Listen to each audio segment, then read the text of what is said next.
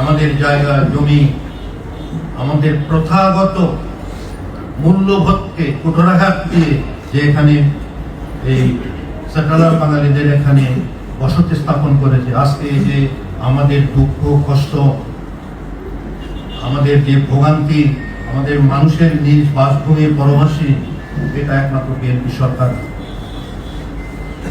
মধ্যেই হয়েছে। কাজে তাদের সম্পর্কে আমার শুভকামনা। 97 পার্বত্য চুক্তি হয়েছে, তারা ঢাকা থেকে ফেনী পর্যন্ত লং মার্চ করেছে।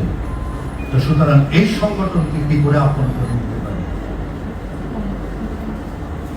কি করে আপন করে নিতে পারবে? সন্দেহ তো থাকবে।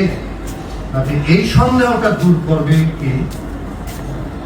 সেটা কি জনসম্মতি করতে পারবে? পারবে না। কারা করবে? নিশ্চয় বিএনপি সরকারকে এগিয়ে আসতে হবে। কিন্তু তারা কি করবে? সেটা করবে কি করবে না সেটা হয়তো আমার জানার বিষয় না। কিন্তু আমি চাই জনমানুষের যে ধারণা, জনমানুষের যে উপলব্ধি, এই উপলব্ধিগুলো কিন্তু ভাবতে হবে। আজকে যে নির্বাচন হলো এবার, এই নির্বাচনটা কিন্তু বাংলাদেশের ইতিহাসে একটা অন্যতম নির্বাচন। মানুষ নিঃসন্দেহে ভোট দিতে পেরেছে এবং তাদের সরকার গঠন করেছে। কেন? মানুষ শান্তি চায়। বাংলাদেশের আপন মানুষ শান্তি চায়, আমাদের এই পার্বত্যবাসীরাও আমরা শান্তি চাই। তাহলে তো এক জায়গায় আমরা সবাই ঠিক আছি। তাহলে শান্তিকে দূরে রাখার জন্য কারা? এই দেশের মানুষ। আজকে স্বাধীনতার 54 বছর হচ্ছে, এখনো পর্যন্ত স্থায়ী গণতান্ত্রিক একটা রূপরেখা প্রতিষ্ঠিত হয়নি।